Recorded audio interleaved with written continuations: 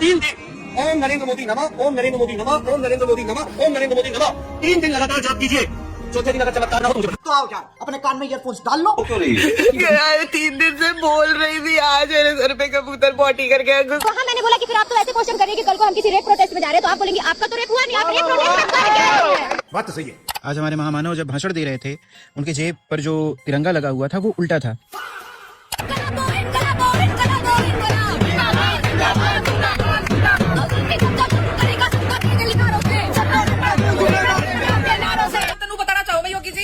यो पैसा देने की जरूरत ना पड़ती है आपने, जो आप ये बढ़िया काम कर देते, स्कूल बढ़िया कर देते, सड़क बढ़िया कर देते, इतने रेपिस्ट घूम रहे हैं, लड़कियों की सेफ्टी हो जाती है।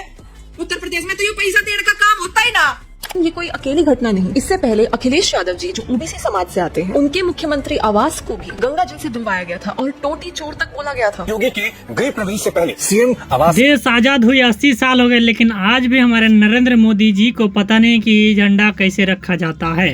दोस्तों आप ही लोग बताओ, जो आदमी झंडा संभाल नहीं सकता और देश को क्या संभालेगा? पिक्चर चालू करो बे का शुद्धिकरण। 3 दिन ओम नरेंद्र मोदी नमः, ओम नरेंद्र मोदी नमः, ओम नरेंद्र मोदी नमः, ओम नरेंद्र मोदी नमः 3 दिन लगातार जाप कीजिए। चौथे दिन अगर चमत्कार ना हो तो मुझे बता। तो आओ यार, अपने कान में ईयरफोन्स डाल लो। यार 3 दिन से बोल रही थी, आज मेरे सर पे कबूतर पॉटी करके गुस्से में मैंने पत्थर उठा के मारा तो वो कुत्ते में लग गया, मेरे कुत्ते ने काट लिया, डर के भागी तो मैं सांप पे पैर पड़ गया, सांप ने भी डस लिया, लाठी भी टूट गई। दिल्ली प्रोटेस्ट में हमारी एक बहन को गोदी मीडिया ने सवाल पूछा और क्या जवाब दिया बहन ने, एक बार ये वीडियो देखो। एक और ऐसी इंटरव्यू में तो उन्होंने बोला ना कि क्या कहते हैं, आपने नीट का एग्जाम दिया है? अगर मैं वहाँ कहूँ कि नहीं मैंने नहीं दिया, तो बोले जब आपने दिया ही नहीं है तो आप प्रोटेस्ट में क्या कर रही हैं? रुको जरा, सबर करो। ओके, तो वहाँ मैंने बोला कि फिर आप तो ऐसे क्वेश्चन कर रही है कि कल को हम किसी रेप प्रोटेस्ट में जा रहे हैं तो आप बोलेंगे आपका तो रेप हुआ नहीं, आप रेप प्रोटेस्ट में कर क्या रही हैं? बात तो सही है। आप कर क्या रही हैं? तो कह रही हैं कि आप यहाँ एजुकेशन की बात हो रही है, रेप का मामला क्यों लेके आ रही है, मुझे सपोर्ट कर रही हैं। अगर मैंने उनको गलती से बता दिया होता कि मेरा नाम फलकनाज है तो बोलते कि ये मुसलमान है, ये तो एंटी नेशनल है। समझ वो यही कहती। अभी भी मैंने बिल्कुल सही बोला कि अगर आप अपना नाम बता दीदी तो मुझे एंटी नेशनल ना कहते, वही होता है जो होता है। अब हर मीडिया ऐसा नहीं होता ना। अरे बाप रे, ये तो धोती खोल रहा है। अरे सर, जब आप झंडा बिक सकते हैं तो आप क्या है? सही बात है ना? तालाब के ऐसे कहते हैं। बस करो यार, नफरत फैलाना बंद करो, सच्चाई दिखाओ। गांव में एक लड़की भागती है, 4 लड़कियों की कॉलेज बंद हो जाती है। क्या कहते हैं, जब तालाब की एक मछली गंदी तो सारी मछलियां गंदी। तो हम एक मीडिया को क्यों छोड़े, हम सारे को लपेटेंगे। सिस्टम पार देंगे। सेकंड, एडिट नहीं करना, ऐसे ही एकदम रॉ वीडियो अपलोड करो। सेकंड चीज, कह रहे हैं कि क्या कहते हैं, इस्तीफा क्यों नहीं दे रहे हैं? जैसे स्टूडेंट नीट का पेपर खरीद ले रहे हैं, कहीं आप एजुकेशन मिनिस्टर ने वो सीट तो नहीं खरीद रखी ना, इसीलिए तो इस्तीफा नहीं दे रहे हैं। अगर वो पब्लिक का है, अगर पब्लिक आपको नहीं चाह रही, आप उस सीट पे रहो तो आप छोड़ के भागो वहाँ से। क्या कर रहे हो वहाँ पे? लेकिन जब सरकार की बात होती है तो सरकार, मैंने अभी कई लोगों से सवाल ये पूछा कि क्या कैसे सुधार होगा, छात्र प्रदर्शन करना मजबूर क्यों हो जा रहे हैं? छात्र प्रदर्शन क्योंकि जो वहाँ बैठे हैं शासन पे वो सारे बिके हुए हैं। अच्छा। सारे बिके हुए हैं, सबको अपना उल्लू सीधा करना है, अपने बच्चे को अब्रॉड पढ़ाना है और यहाँ पे सीट बुकिंग करके रख देनी है। बाकी आम जनता भाड़ में जाए। पढ़े लिखे लोग प्रोटेस्ट कर रहे हैं और अनपढ़ लोग वहाँ शासन चला रहे हैं। जिन्होंने 52 साल तक अपने मुख्यालय पर तिरंगा झंडा न फहराया हो, उसके साथ तो ये होगा ही। आज हमारे महामानव जब भाषण दे रहे थे, उनके जेब पर जो तिरंगा लगा हुआ था वो उल्टा था। और ये वही लोग हैं जो पूरे देश भर के लोगों को देशभक्ति का सर्टिफिकेट बांटते हैं और बताते फिरते हैं कि कौन देशभक्त है और कौन नहीं है। शर्म की बात है। ये देख लो, आज 15 अगस्त है ना, आज 15 का है। देखो आप इसमें चार, आप इंडिपेंडेंस डे ये किसी का झंडा फहराया जा रहा है? भाजपा का। आप देखो ना, आपको अभी वीडियो दिखाया ना, ये बंगाल में अपने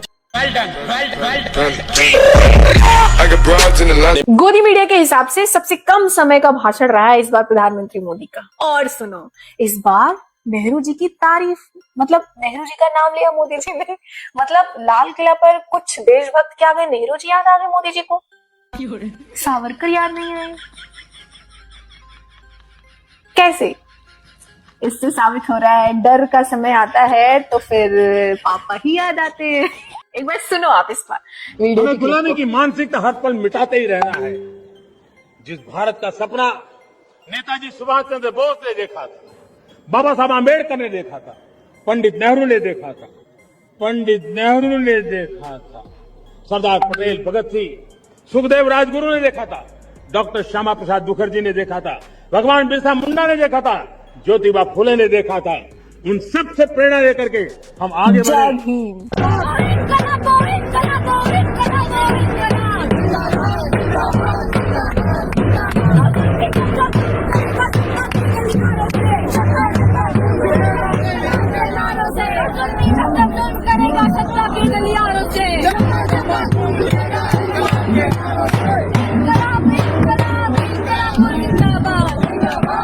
बीजेपी आरएसएस की घिनौनी ब्राह्मणवादी मानसिकता वाले लोगों ने दलित समाज से आने वाले कांग्रेस अध्यक्ष श्री मल्लिकार्जुन खड़गे जी की सभा के बाद मंच को गंगा जल से धुलवाया, यानी शुद्धिकरण किया। मेरे स्पीच होने के बाद बीजेपी के लोग हवन करके देश का शुद्धिकरण करने का काम किया। और शुद्धिकरण कराने वाले का नाम गिरीश चंद्र पांडे। पांडे जी का कहना है कि आरएसएस और बीजेपी से उनका कोई लेना देना नहीं, लेकिन सोशल मीडिया पर वायरल इन तस्वीरों में गिरीश चंद्र पांडे आरएसएस की खाकी चड्डी में दिखाई दे रहे। आरएसएस की शाखा से निकले ये लोग, ये वही लोग हैं जो सदियों से इस देश में अपनी मनुवादी मानसिकता से दीमक बनकर इस देश को खोखला कर रहे हैं। श्री मल्लिकार्जुन खड़गे जी ने संसद में कहा कि मुझे अछूत होने का एहसास कराया गया, लेकिन ये कोई अकेली घटना नहीं। इससे पहले अखिलेश यादव जी जो ओबीसी समाज से आते हैं, उनके मुख्यमंत्री आवास को भी गंगा जल से धुलवाया गया था और टोटी चोर तक बोला गया था। योगी के गृह प्रवेश से पहले सीएम आवास का शुद्धिकरण हुआ। मतलब समरसता की बात करने वाले आरएसएस के लोग आज भी छुआछूत और भेदभाव करते हैं और इस देश को इन लोगों से मुक्ति चाहिए। बात तो सही है। ऐसे लोगों से आप क्या कहना चाहेंगे? कमेंट सेक्शन में हमें बताइए। जब पार्टी लगे खंडने तो नोट लगे बटने। उत्तर प्रदेश में योगी जी महिला ने 50,000 रुपए देने का कति तगड़ा वादा कर दिया है। 20,000 रुपए पहले आऊंगे बैंक में और जब अपने जीत जाएंगे ना तो 10,000 की किस्त बदली जाओगी। या वोट खरीद रहे हैं, महिला के नाम तय वोट खरीदने लाग रहे हैं। अब सुनियो मेरी बात, कान खोल के सुनकर जाइए अंत भक्तो। पहले तो योगी जी आप बताओ, आप पैसे बांटने लग रहे हो तो है तो जनता का ही पैसा, टैक्स का पैसा है जो आप उड़ाने लग रहे हो। ठीक, आपके बाप दादा तो कोई मतलब बैंक बना के गए को ना, अम्मा बहन पे आ जाऊंगा मैं इनकी। जो इन पैसा दोगे या थारी इतनी जमीन तगड़ी को ना, ये जनता का पैसा है, जनता का ही चेप रहे हो। ये थार जो कर बिहार में होता है 10,000 रुपए दिए थे बैंक में, उसके बाद में कितना बुरा हाल हुआ था। यो ही हाल होगा थारा भी। आई बात समझ में? ये 50,000 में हमने खरीद लेंगे और इसकी भी कोई गारंटी को ना, बाद में किस्त देवा ना देवा, फिर ऊपर चल लेके ना लाइन में लगी रही हो लंबी लंबी। आई बात समझ में? आइए देखते हैं। और आप तनु बताना चाहूं मैं योगी जी, यो पैसा देने की जरूरत ना पड़ती आपने, जो आप ये बढ़िया काम कर देते, स्कूल बढ़िया कर देते, सड़क बढ़िया कर देते, इतने रेपिस्ट घूम रहे हैं, लड़कियों की सेफ्टी हो जाती उड़ा उत्तर प्रदेश में, तो ये पैसा देने का काम होता ही ना। आई बात समझ में? ठीक, इब थारा दर्द उठ रहे हैं, थारा डर रहे कि हमारी सरकार चलेगी तो दोबारा नहीं आएगी, क्योंकि तुम जब हमने यकीन को ना कि हमारी सरकार आओगी ना, अभी पैसा देकर हम वोट खरीद रहे हो।